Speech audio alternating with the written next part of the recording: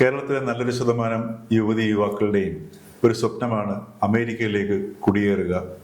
അതുപോലെ തന്നെ മറ്റു പല രാജ്യങ്ങളിലേക്കും വിദേശ രാജ്യങ്ങളിലേക്കും പഠിക്കാനും ജോലി തേടിയുമൊക്കെ പോവുക എന്നുള്ളത്. എന്നാൽ ഈ മാറിയ അന്തരീക്ഷത്തിൽ, മാറിയ ഭൗമ രാഷ്ട്രീയ അന്തരീക്ഷത്തിൽ ശരിക്കും പറഞ്ഞാൽ അത്തരം സ്വപ്നങ്ങൾ വെച്ചു പുലർത്തുന്നത് അഭികാമ്യമല്ല എന്നൊരവസ്ഥയാണ് ഇപ്പോൾ വന്നു ചേർന്നിരിക്കുന്നത്. നമസ്കാരം. നമ്മുടെ രാജ്യം ഇന്ന് ശരിക്കും ഒരു യുദ്ധാന്തരീക്ഷത്തിലാണ്. ആ യുദ്ധം എന്ന് പറയുന്നത് അമേരിക്ക നമ്മളുടെ ഇന്ത്യയുടെ മേൽ ചുമത്തിയിരിക്കുന്ന 50% താരിഫാണ്. അത് നമ്മൾ ഒറ്റനോട്ടത്തിൽ വിചാരിക്കും അത് ഇവിടെ നിന്നുള്ള കയറ്റുമതിക്കാരെയും മറ്റുമൊക്കെ അത് പ്രധാനമായിട്ട് അത് ബാധിക്കുകയുള്ളൂ. അതായത് ടെക്സ്റ്റൈൽസ്, സമുദ്രോൽപ്പന്നം, അതുപോലെ സുഗന്ധദ്രവ്യങ്ങൾ, ഇതൊക്കെ കയറ്റി അയക്കുന്നവരെയാണ് ബാധിക്കുക എന്നാണ് നാം കരുതുന്നത്. ശരിക്കും അതല്ല. ഇത് എല്ലാവരെയും ബാധിക്കും. വളരെ ഗുരുതരമായ രീതിയിൽ ഇത് ബാധിക്കുന്ന ഒരു വിഷയമാണ്. അത് ഏറ്റവും കൂടുതൽ അതിൻ്റെ ഒരു ഇമ്പാക്റ്റ് അല്ലെങ്കിൽ ഒരു പ്രത്യാഘാതം ഉണ്ടാകാൻ പോകുന്നതും മലയാളികളാണ്. അപ്പം മലയാളികൾ നമ്മൾക്കറിയാം, നമുക്ക് ഇവിടെ നിന്നുള്ള കയറ്റുമതി എന്ന് പറയുന്ന സുഗന്ധ ദ്രവ്യങ്ങളും അതേപോലെ ടെക്സ്റ്റൈലും എല്ലാം തന്നെയുണ്ട്. പക്ഷെ അതൊരു വൻ തോതിലേക്ക് നമ്മളുടെ ഇവിടെ നിന്ന് കയറ്റി അയക്കപ്പെടുന്നില്ല. നമ്മളിവിടെ നിന്നുള്ള മെയിൻ ആയിട്ടുള്ള ഒരു വിദേശ രാജ്യങ്ങളെ നമ്മൾ ആശ്രയിക്കുന്നത് കുടിയേറ്റത്തിന് അല്ലെങ്കിൽ ജോലി തേടി പോകുന്നതിനൊക്കെയാണ്. പക്ഷെ ഇന്ന് അമേരിക്ക ഈ ഏർപ്പെടുത്തിയിരിക്കുന്ന ഈ ഒരു ചുങ്കത്തോടു കൂടി ശരിക്കും പറഞ്ഞാൽ വർഷങ്ങളായിട്ട് അമേരിക്കയും ഇന്ത്യയും തമ്മിൽ കെട്ടിപ്പടുത്തുകൊണ്ട് വന്ന ഒരു ബന്ധത്തിന്റെ തകർച്ച കൂടിയാണ് സംഭവിച്ചിരിക്കുന്നത്. എല്ലാ രാജ്യങ്ങളും തങ്ങളുടെ രാജ്യത്തേക്ക് ചുരുങ്ങുക എന്ന ഒരു സമവാക്യത്തിലേക്ക് ഈ ട്രംപ് ആരംഭിച്ച രാഷ്ട്രീയം കൊണ്ടെത്തിച്ചിട്ടുണ്ട്.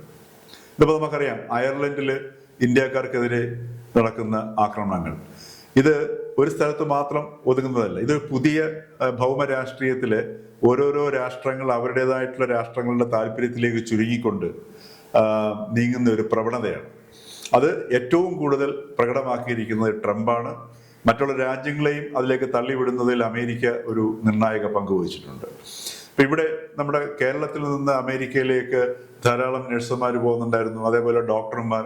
അതേപോലെ അമേരിക്കയിലെ IT സെക്ടറിലേക്ക് എടുത്ത് നോക്കിക്കഴിഞ്ഞാൽ സിലിക്കോൺ വാലിയിലെ 60% ഇന്ത്യക്കാരാണ്. അതേപോലെ അമേരിക്കയുടെ ഈ ബൗദ്ധികമായി ചെയ്യേണ്ട ഏത് മേഖലയിലും ജോലി ചെയ്യേണ്ട ഏത് മേഖല എടുത്ത് നോക്കിയാലും അവിടെയും ഒരു 60% ഇന്ത്യക്കാരെ കാണാം. കാരണം ഇന്ത്യക്കാരുള്ള ഡോക്ടേഴ്സും നഴ്സസും ഇല്ലെങ്കിൽ അമേരിക്കൻ ആശുപത്രികൾക്ക് പ്രവർത്തിക്കാൻ പറ്റാത്ത അവസ്ഥയാണ്. ഇങ്ങനെയൊക്കെ ഉണ്ടായ ഒരു സാഹചര്യത്തിൽ പോലും ട്രംപിന്റെ ഈ നടപടി അമേരിക്കയിലുള്ള ഇന്ത്യക്കാരെ പോലും വളരെ അസ്വസ്ഥമാക്കിയിരിക്കുന്നു, അല്ലെങ്കിൽ അവരിലും അരക്ഷിതാവസ്ഥ കൊണ്ടുവന്നിരിക്കുന്നു എന്നുള്ളതാണ്.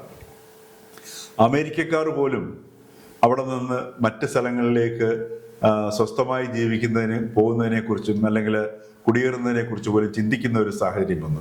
ഇവിടെയാണ് കേരളം പോലുള്ളൊരു സംസ്ഥാനത്ത് നമ്മൾ ഇനി എങ്ങനെയാണ് മുമ്പോട്ടുള്ള പദ്ധതികളെ ആസൂത്രണം ചെയ്യേണ്ടത്, ഈ ഭൗമ രാഷ്ട്രീയം എങ്ങനെ ഓരോ വ്യക്തിയുടെയും ഓരോ മലയാളി യുവതിയുടെയും യുവാവിൻ്റെയും ജീവിതത്തെ ബാധിക്കുന്നു എന്ന അല്ലെങ്കിൽ ആ ഒരു തലത്തിലേക്ക് ചിന്തിക്കേണ്ട സമയമാണത്. ഇവിടെ ഇതൊരു അവസരം കൂടിയാണ്. കാരണം നമുക്ക് ഇത്തരത്തിലൊരു അവസരം ഒരിക്കലും ഈ ചരിത്രഘട്ടങ്ങളിൽ ഉണ്ടായി കിട്ടിയിട്ടില്ല. കാരണം എന്ന് വെച്ച് കഴിഞ്ഞാൽ ഇന്ന് അനന്തമായ സാധ്യതയാണ് ഓരോ വ്യക്തിയുടെയും മുമ്പിൽ തുറന്നു കിട്ടിയിരിക്കുന്നത്. അപ്പൊ കേരളത്തിനും ഒരുപാട് സാധ്യതകളുണ്ട്. കാരണം എന്ന് വെച്ചാൽ ഈ അനന്ത സാധ്യത നമ്മുടെ മുമ്പിൽ തുറന്നു വയ്ക്കുന്നത് സാങ്കേതിക വിദ്യയാണ്. ഇന്നത്തെ ഈ സാങ്കേതിക വിദ്യയും അതിന്റെ സാധ്യതയും എങ്ങനെ നമ്മളുടെ ഈ കേരളത്തിന്റെ ഓരോ മുക്കിനും മൂലയിലുമുള്ള അക്ഷരാഭ്യാസമുള്ളവരും ഇല്ലാത്തവരും വിദഗ്ധരല്ലാത്തവരും ഏത് വ്യക്തിക്കും ഈ സാങ്കേതിക വിദ്യ ഉപയോഗിച്ച് മുന്നേറാനുള്ള ഒരു സാധ്യതയുണ്ട്. അപ്പൊ അത്തരത്തിലുള്ള സാധ്യതകളെ കുറിച്ചിട്ട് ഈ പറഞ്ഞതുപോലെ ഈ കൂട്ടായ്മകളിലൂടെയും അതേപോലെ ആശയവിനിമയങ്ങളിലൂടെയും ഒക്കെ കേരളം ചിന്തിക്കേണ്ട ഒരു സന്ദർഭത്തിലൂടെയാണ് കടന്നു പോകുന്നത്. പക്ഷെ ദൗർഭാഗ്യവശാൽ നമ്മളുടെ മാധ്യമങ്ങളൊന്നും മുഖ്യധാരാ മാധ്യമങ്ങളൊന്നും ഇത്തരം ഒരു ചർച്ചയിലേക്ക് സമൂഹത്തിന്റെ ശ്രദ്ധയെ അല്ലെങ്കിൽ വ്യക്തികളുടെ ശ്രദ്ധയെ കൊണ്ടുപോകുന്നില്ല. അപ്രസക്തമായ പല വിഷയങ്ങളിലും നമ്മളെ കുടുക്കിയിട്ട് അതിനകത്ത് നമ്മൾക്ക് പോലും വിശ്വസിക്കുന്ന, അതായത് നമ്മൾ പോലും കരുതുന്നത് ഇതാണ് മുഖ്യ വിഷയമെന്ന് കരുതുന്ന അവസ്ഥയിലേക്ക് നമ്മളെ ഒരു അന്ധരാക്കി കൊണ്ടുപോവുകയാണ് ചെയ്യുന്നത്. അത് നമ്മൾ തിരിച്ചറിഞ്ഞിട്ട് ഇന്നത്തെ ഈ ഭൗമ രാഷ്ട്രീയത്തിൽ വരാൻ പോകുന്ന മാറ്റങ്ങൾ എന്താണ്? ഇനി യൂറോപ്പിലേക്ക് യൂറോപ്പ് തുറന്നു വയ്ക്കുന്ന സാധ്യതയാണ്. കാരണം യൂറോപ്പിലും നമ്മൾ ഉദ്ദേശിക്കുന്ന കണക്കുള്ള വമ്പൻ സാധ്യതകളുടെ ഒരു അവസരങ്ങൾ ഉണ്ടാവുക കുറവാണ്. കാരണം എന്ന് വെച്ച് കഴിഞ്ഞാൽ അമേരിക്കയും യൂറോപ്പും തമ്മിലുള്ള ബന്ധവും വഷളായി. നാറ്റോയുടെ യഥാർത്ഥത്തിൽ ശക്തി എന്ന് പറയുന്നത് അമേരിക്ക തന്നെയായിരുന്നു. അമേരിക്ക ഏതാണ്ട് നാറ്റോയിൽ നിന്ന് മാറിയ അവസ്ഥയാണ്. അതുകൊണ്ട് യൂറോപ്യൻ രാജ്യങ്ങൾ മുഴുവൻ അവരുടെ ഇതുവരെ ചെലവാക്കിയിരുന്നതിൻ്റെ ഇരട്ടിയും അതിൻ്റെ ഇരട്ടിയും ഒക്കെ അവരുടെ ബജറ്റിന്റെ അംശം ഈ ആയുധങ്ങൾ സംഭരിക്കുന്നതിലേക്കും ആയുധങ്ങൾ നിർമ്മിക്കുന്നതിലേക്കും ചെലവഴിക്കാൻ തീരുമാനിക്കും. അത് സ്വാഭാവികമായിട്ടും അവരുടെ മറ്റ് വികസന പ്രവർത്തനങ്ങളിലേക്കും മറ്റ് മാനുഷിക അല്ലെങ്കിൽ ഭൗതിക സാഹചര്യ വികസനങ്ങളിലേക്ക് ആയിരിക്കും അത് ബാധിക്കുക. അപ്പൊ അങ്ങനെ അത്തരം വികസനങ്ങൾ അവിടെ ഉണ്ടായെങ്കിൽ മാത്രമേ ഈ പുതിയ സാധ്യതകൾ മറ്റുള്ള ദേശത്തുള്ളവർക്ക് ഉണ്ടാവുകയുള്ളൂ. അപ്പൊ അതുകൊണ്ടാണ് പറഞ്ഞത്, ഈ പുതിയ സാഹചര്യത്തിൽ ഈ അമേരിക്ക അല്ലെങ്കിൽ ട്രംപ് സൃഷ്ടിച്ചിരിക്കുന്ന പുതിയ ഈ സാഹചര്യത്തിൽ ഓരോ വ്യക്തിയും സാമൂഹികമായിട്ടും സംഘടിതമായിട്ടും കൂട്ടായിട്ടും ചർച്ചകളിലൂടെ, കാരണം ഇന്ന് ചർച്ചകൾക്ക് പോലും ബുദ്ധിമുട്ടില്ല, ഒരുപാട് വ്യക്തികൾ, വളരെയധികം എക്സ്പെർട്ടൈസ് ഉള്ള വൈദഗ്ധ്യങ്ങളുള്ള വ്യക്തികൾ നമ്മുടെ കേരള സമൂഹത്തിലുണ്ട്.